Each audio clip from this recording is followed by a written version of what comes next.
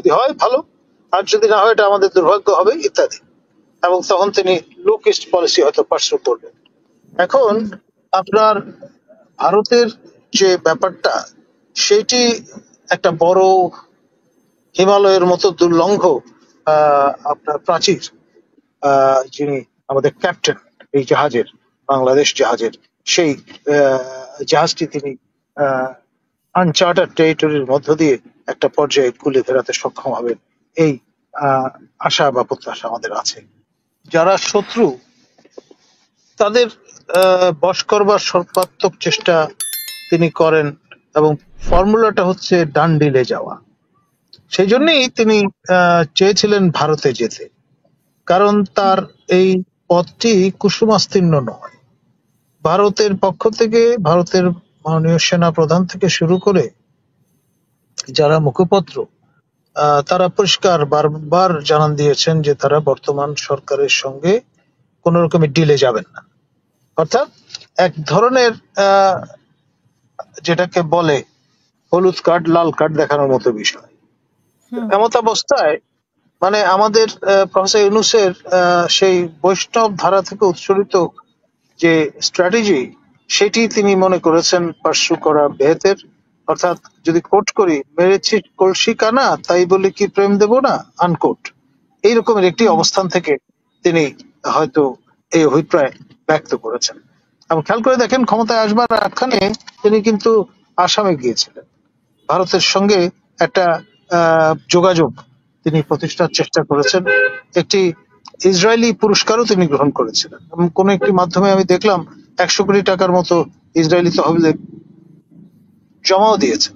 তো এই যে ওভারচার গুলো, সেগুলো কিন্তু আপনার ডাউন টু আর্থ একটা পলিসি পারসুয়েন্স থেকে তিনি করে যাচ্ছেন।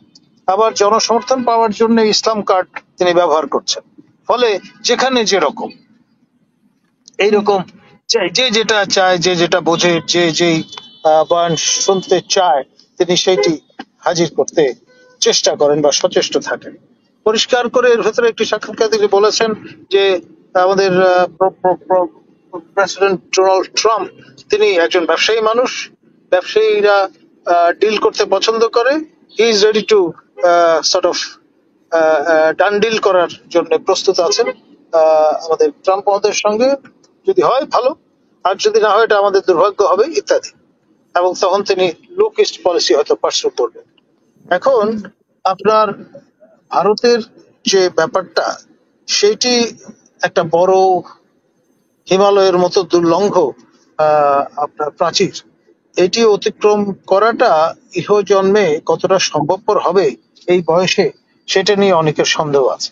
এখন ব্যক্তি ইউনূসের বয়স, শারীরিক বয়স, আর সেই সঙ্গে তার সরকারের মেয়াদ এবং বয়স, সেটা নিয়েও কিন্তু নানান রকমের অনিশ্চয়তা আছে।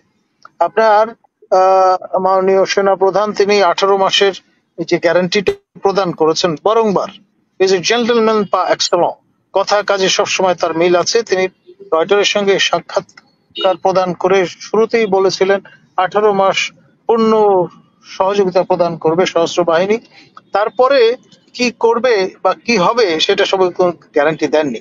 সেটি আবার তার ভাষণে তিনি রিট্রেট করেছেন, ডিসেম্বরের কথা বলেছেন। অর্থাৎ এই 18 মাস সময়সীমা শেষ হয় ডিসেম্বরে, সেই দৃষ্টিকোণ থেকে।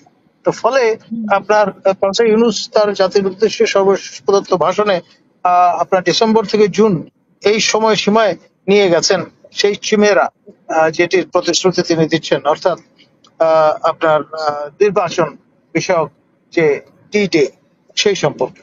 এখন আপনার নিশ্চয়তা দিয়ে নিশ্চিতভাবে, যেহেতু তিনি এখন পর্যন্ত বলতে বা আইডেন্টিফাই করতে পারছেন না সেই ডি-ডেট, সুতরাং অনিশ্চয়তার আপনার ঘেরটোপ থাকছেই। এবং চীন থেকে ফিরে পরিস্থিতিটা কেমন দাঁড়াবে, ইতিমধ্যে একটি সংস্কারের কথা বারংবার সবাই বলছেন। একটা হচ্ছে যে শেখ হাসিনা চীন থেকে ফিরে এসে ক্ষমতা হারিয়েছেন, আবার তার আগে আমাদের শহীদ রাষ্ট্রপতি জিয়াউর রহমানের শেষ বিদেশ সফরও ছিল চীন, আবার জেনারেল এরশাদের শেষ বিদেশ সফরও ছিল চীন। এখন এই চীনের এই যে আপনার একটা যোগসূত্র, সেটি যদি পূর্বতন যারা ক্ষমতায় ছিলেন তাদের ক্ষেত্রে যা ঘটেছে সেটি যদি তার ভাগ্যেও ঘটে, তাহলে ব্যাপারটি কি দাঁড়াবে? সুতরাং এটা নিয়ে অনেকের আশঙ্কা আছে। আমি অবশ্যই বলবো যে we hope for the best. আমাদের পূর্ণ আপনার শুভাশিস থাকবে আমাদের এই বর্ষিয়ান যিনি আমাদের ক্যাপ্টেন এই জাহাজের, বাংলাদেশ জাহাজের, সেই জাহাজটি তিনি আনচার্টার টেরিটরির মধ্য দিয়ে একটা পর্যায়ে কুলে ফেরাতে সক্ষম হবেন, এই আশা বা প্রত্যাশা আমাদের আছে। Let's see what happens. আচ্ছা, উনি উনি বলেছেন ডিসেম্বর থেকে জুন, কিন্তু এর আগে উনি বলেছেন যে ডিসেম্বরে। নির্বাচন কমিশন থেকে বারবার বলা হয়েছে যে ডিসেম্বরের জন্যই আমরা প্রস্তুতি নিচ্ছি। তো সেই জায়গায় কিন্তু এখন আর নেই। এবং আসিফ মাহমুদ সজীব ভুঁইয়া এই যে হাসনাতের ঘটনা যেদিন ঘটলো, সেদিন কিন্তু তার পরের দিন কিন্তু আসিফ মাহমুদ সজীব ভুঁইয়া, তারপরে মাহফুজ আলম, ওনারা দুজনে কিন্তু বলেছে যে আমরা নিশ্চয়তা দিচ্ছি নির্বাচন হবে। এবং আসিফ মাহমুদ সজীব ভুঁইয়া বলেছে যে ডিসেম্বর থেকে ফেব্রুয়ারির মধ্যে, এবং উনি 100% শিওর দিয়ে বলেছেন। তো এই যে উপদেষ্টাদের মধ্যে বিভিন্ন পার্থক্য, তার মধ্যে শফিকুল আলমও ডিসেম্বর জুন এরকম, মানে এই যে ঘুরপাক খাচ্ছে ডিসেম্বর, মানে নির্বাচনের তারিখ নিয়ে তাদের মধ্যে ঘুরপাক খাচ্ছে।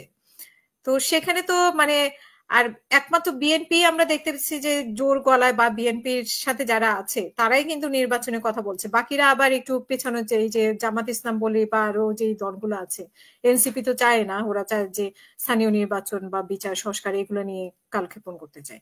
তো নির্বাচন নিয়ে এতগুলো ডেট আসতেছে কেন উপদেষ্টাদের মধ্যে? দেখুন, আমি সে কারণেই যে কয়েনসটা হাজির করেছি সেটি হচ্ছে চেজিং দ্য চিমেরা, অর্থাৎ মরীচিকার মতো যে বিভ্রম, তার পিছনে ছুটে চলা। এখন যতই আপনি অগ্রসর হবেন ততই এটা কিন্তু দূরে যেতে থাকবে। সেই রকম একটি চক্করে আমরা পড়ে গেছি। এখন এটা ভানুমতির খেল, এই খেলে আপনার শেষ অব্দি কে যেতে সেটাই দেখবার বিষয়। অসংখ্য ধন্যবাদ।